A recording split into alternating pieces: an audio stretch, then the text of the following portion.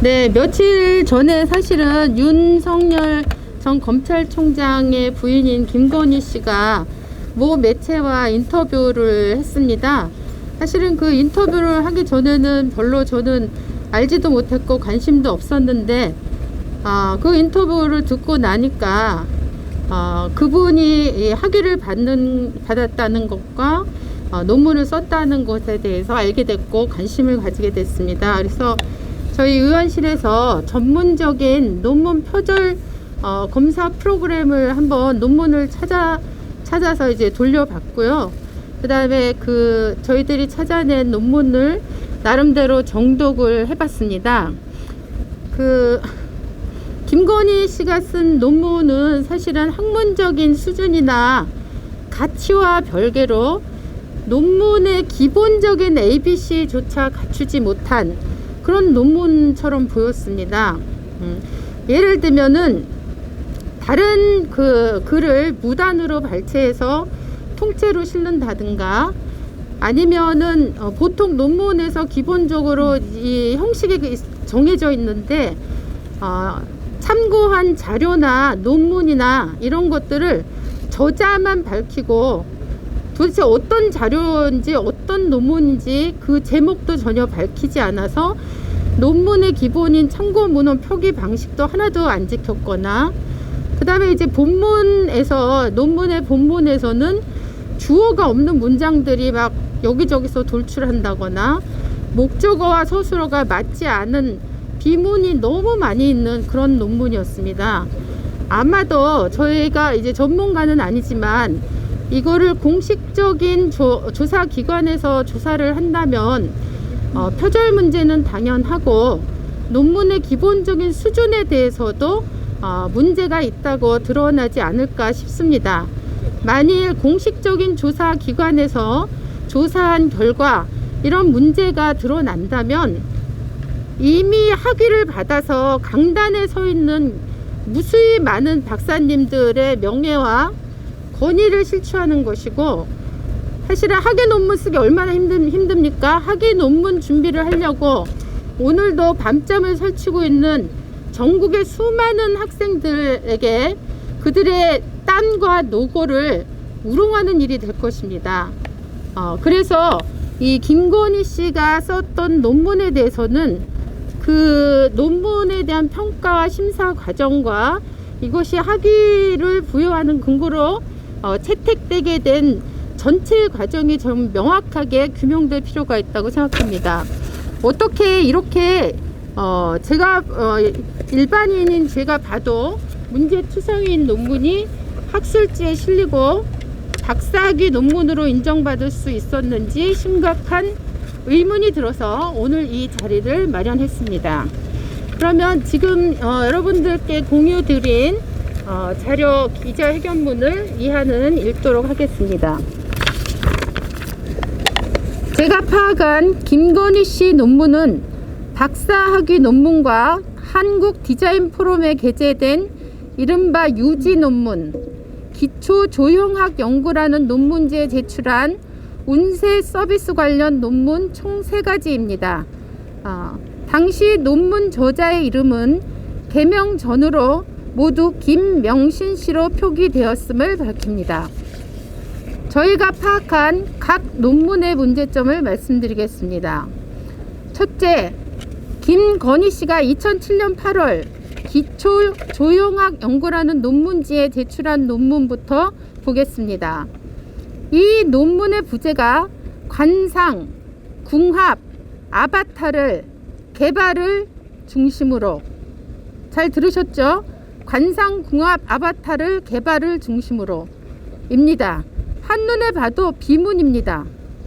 또한 이 논문은 한국문화콘텐츠진흥원이 2007년 발행한 보고서인 2007년 세계 문화콘텐츠 산업 전망에 개조식으로 작성된 문장을 조사와 수로를 붙여서 평서문으로 바꿔서 전혀 인용한 것은 표기하지 않고 아예 그 김건희 씨 논문의 소단락 하나를 그대로 본문으로 이거를 대체해서 채워 넣었습니다. 둘째, 김건희 씨가 2007년 12월 한국 디자인 포럼이라는 논문지에 제출한 논문은 제목부터 부실한 것으로 드러났습니다. 아시다시피 논문 제목에서 회원 유지를 멤버 유지라고 영작하여 세간에 헛웃음을 줄 만큼 황당했습니다. 뿐만 아닙니다. 이 논문은 적어도 3개의 기사를 출처 없이 발췌해 옮겨왔습니다. 유지 논문의 표절을 다룬 기사에 따르면 이 논문은 디지털 타임스 기사를 발췌한 것으로 나옵니다. 저희가 파악한 바에 의하면 그 외에도 전자신문이라는 매체하고 조선일보로 추정되는 모두 합해서 3개의 기사를 조합해 논문을 복제한 것으로 보입니다. 김건희 씨가 이 논문에서 위 3개 기사를 복제한 저를 작성하면서 사용한 319개 낱말 중 87.8%인 280개 낱말이 기사의 글과 동일한 것으로 나타났습니다. 셋째, 김건희 씨는 지난 2008년 2월 당시 김명신이란 이름으로 박사학위 논문 아바타를 이용한 운세 콘텐츠 개발 연구를 제출하고 이 논문으로 박사학위를 받았습니다.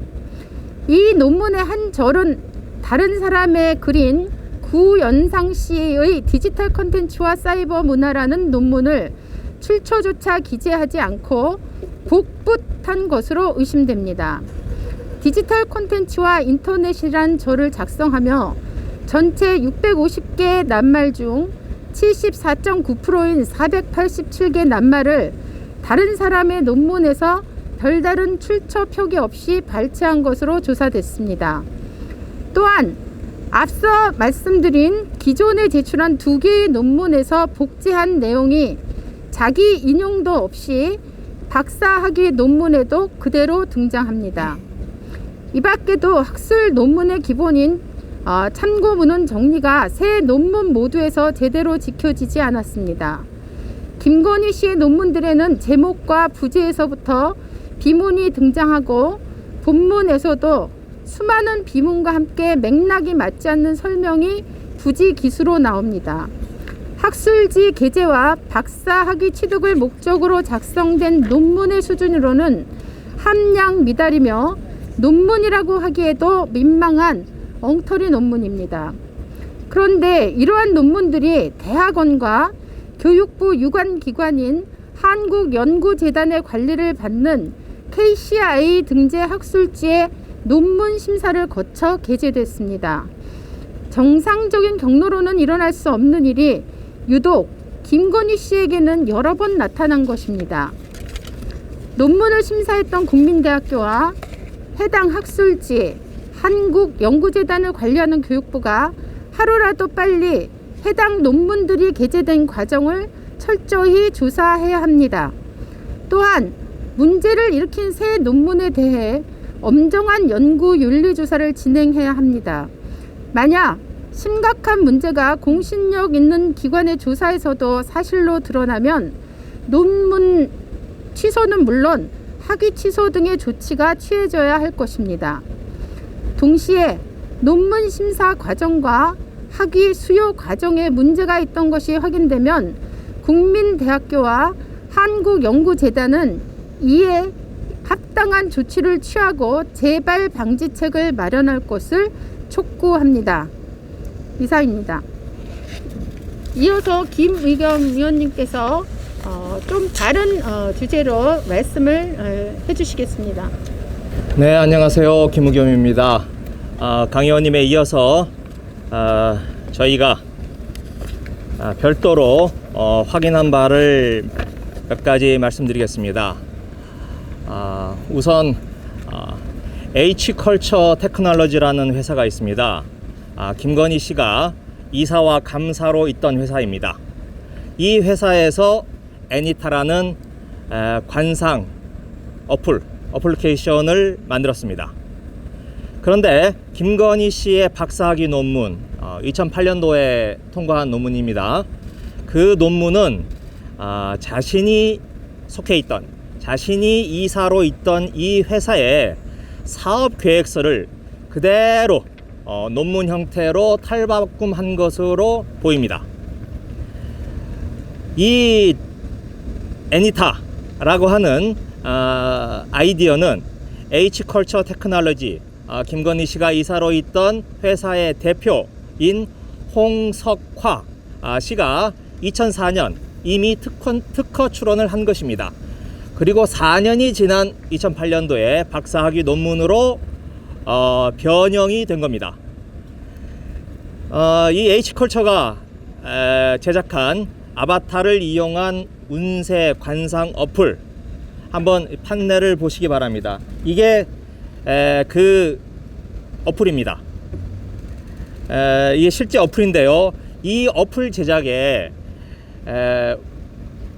국가기관인, 공공기관인 콘텐츠진흥원에서 2007년에 7천만 원을 지원했고 2년 뒤에 다시 추가로 2천만 원이 들어갔습니다.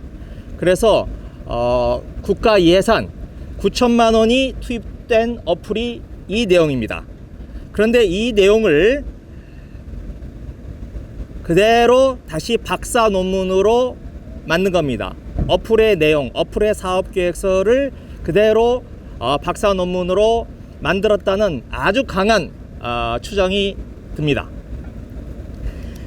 이 업체 대표 홍석화 씨가 직접 회사를 홍보한 글을 저희가 찾아내서 이것을 확인할 수 있었습니다.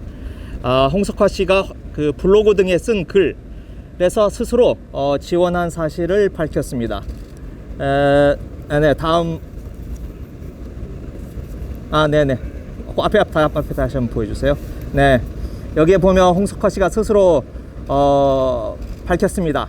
2007년 한국콘텐츠진흥원에서 7천만 원을 지원받아서 내 구상안을 구체화시켰다. 2009년 말 한국콘텐츠진흥원 지원 사업을 또 받는다. 등등 해서 홍석화 씨가 2004년에 자신의 아이디어를 토대로 해서 지원받았다는 것을 밝히고 있습니다. 근데 이것만이 아닙니다. 이 앞서 강 의원님이 지적하신 것처럼 이 한국콘텐츠진흥원이 만들어낸 자료를 다음 넘겨주세요. 네, 그 왼쪽에 있는 모양은 한국콘텐츠진흥원이 만든 자료입니다. 이걸 이제 개조식이라고 하죠. 숫자를 붙이고 동그라미 기호를 써서 개조식으로 쓴 문장을 그걸 그대로 논문 형태로 김건희 씨가 갖다가 논문 형태로 변화시킵니다. 통째로 베낀 겁니다. 그래서 한마디로 이 콘텐츠진흥원에서 돈도 받고 또 자료도 베꼈다. 그렇게 생각이 됩니다. 그래서 제가 윤석열 전 검찰총장과 부인 김건희 씨에게 이렇게 묻습니다. 우선 김건희 씨가 스스로 이렇게 말하지 않았습니까? 석사학위 2개나 받고 박사학위까지 받느라고 정말 줄일을 하고 싶어도 제가 시간이 없어요. 이렇게 말했습니다. 박사 논문 쓰고 학위 받고 하느라고 시간이 없었다. 그러느라고 줄일을 할 시간이 없었다. 라고 스스로 말을 했는데, 이 정도로 거칠고 조악한 논문을 쓰느라고, 게다가 100기까지 한 논문을 쓰느라고 그렇게 시간이 없었는지, 그렇게 바빴는지 묻고 싶습니다. 두 번째로 윤석열 총장에게는 이런 내용을 촉구합니다. 윤석열 전 검찰총장은 조국 장관의 가족을 멸문지화에 이를 정도로 혹독하고 가혹하게 수사를 펼쳤습니다. 조국 장관 딸의 고등학교 시절 인턴 활동, 체험 활동 등이 주요 수사 내용이었습니다. 그런데 배우자 김건희 씨가 이 작성한 학위 논문이 표절된 거라면 이게 이 저작권 침해, 연구윤리 위반 다 해당이 됩니다. 부당한 방법으로 학위를 받고 그걸 토대로 대학에서 강의까지 했다면 문제는 더욱 심각합니다. 그래서 윤석열 전 검찰총장이 조국 가족에게 했던 만큼 그렇게 철저한 조사를 윤 총장 스스로도 자신의 가족에게도 그대로 적용해 주기를 부탁드립니다. 네, 이상입니다.